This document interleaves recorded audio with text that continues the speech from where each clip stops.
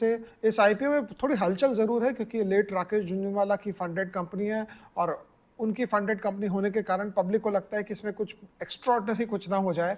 But हम देखते हैं पहले कंपनी करती क्या है। सपोज़ कि ये ट्रांसप्लांट में क्या होता है, सपोज़ ये लीवर ट्रांसप्लांट किसी का हो रहा है, तो लीवर ट्रांसप्लांट जब किसी का होता है या कोई ऑर्गन ट्रांसप्लांट में आपकी बॉडी में जब नया ऑर्गन डाला जाता है तो आपकी बॉडी का फर्स्ट रिएक्शन होता है उस ऑर्गन को पुश करो पीछे, बिकॉज उसके लिए वो फॉरेन ऑब्जेक्ट है, वो समझती नहीं है वो अपना है उसको। तो वो जो बॉडी का इम्यूनाइजेशन है उसको कंट्रोल करने के लिए दवाई दी जाती है जो ये कॉनकॉर्ड बायोटेक बनाती है। और मैं पर्सनल एक्सपीरियंस से बोलूँगा, अगर आपके दांत में कोई प्रॉब्लम है और आपके डेंटिस्ट ने क्राउन लगाया है और आप खाते खाते वो क्राउन खुल गया, क्राउन मतलब दांत के ऊपर वाला क्राउन, खोपड़ी वाला क्राउन नहीं भाई, तो अगर खाते खाते वो क्राउन खुल गया और पेट में आपको डर है कि जाएगा, तो वो नहीं जाता है क्योंकि आपकी जीभ जो है सबसे पहले उसको पुश कर देती है बाहर।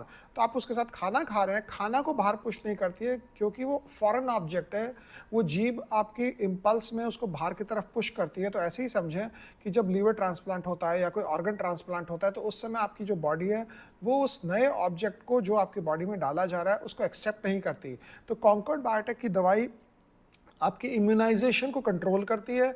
अब इसमें प्रॉब्लम ये होती है इस कंपनी में कि R&D कॉस्ट बहुत होता है कई बार, और अगर आप लास्ट 3 साल का देखेंगे इसका रेवेन्यू ग्रोथ तो ज़रूर 17% का है, लेकिन लास्ट 3 साल में इसका प्रॉफिट ग्रोथ ऑलमोस्ट फ्लैटिश है, कुछ हुआ ही नहीं है, कोई चमत्कार ही नहीं है प्रॉफिट में, बट R&D कॉस्ट चलता रहेगा। अगर मैं इसको लिस्टेड प्राइस जो मुझे लगता है लगभग 185-190 का प्रीमियम पे चल रहा है ग्रे मार्केट का बाजार, और इसका कोई ऑथेंटिसिटी नहीं है, लेकिन मुझे लगता है 40 टाइम्स पीई पे लिस्ट होगी। और जब ये लिस्ट होगी तो मुझे लगता है उसके बाद भी इसमें एक्टिविटी रहेगी, स्टॉक में अच्छा स्टॉक रहेगा अगर किसी को लॉन्ग टर्म के लिए रखना हो तो। लेकिन 17-18% का ग्रोथ फार्मा कंपनी में, उससे ज़्यादा आप एक्सपेक्ट भी ना करें, बिकॉज इंडिया में 17-18% का growth for a pharma company बहुत ज़्यादा मानी जाती है। अगर आप देखेंगे तो 10, 12, 13, 14 से ऊपर फार्मा कंपनी बढ़ती नहीं है, और अगर वो कोई 20-25% बढ़ भी गई 2-3-4 साल में, उसके बाद वो ठप हो जाती है।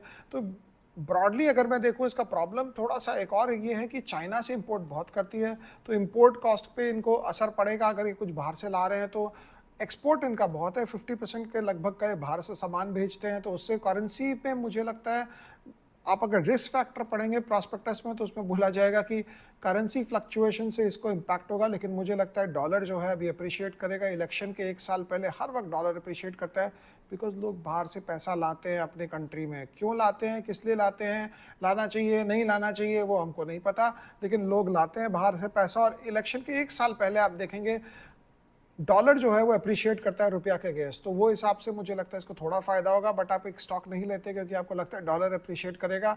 अगर ऐसा हो तो आप डॉलर ही खरीद लो, आपको शेयर बाजार में क्यों आना है।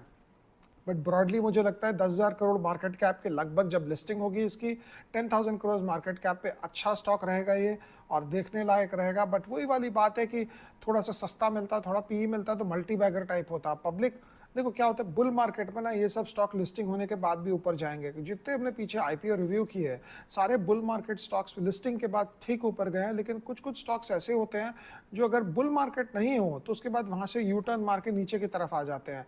तो वो हिसाब से कॉनकॉर्ड बायोटेक का आईपीओ जो है उस पर मुझे लगता है कि बढ़िया रिटर्न देना चाहिए, और किसी को डाइवर्सिफाइड लॉन्ग टर्म पोर्टफोलियो में वो डाल सकता है, रख सकता है।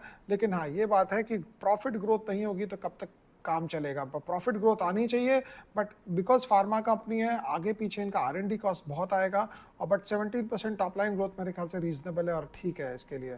एक और बात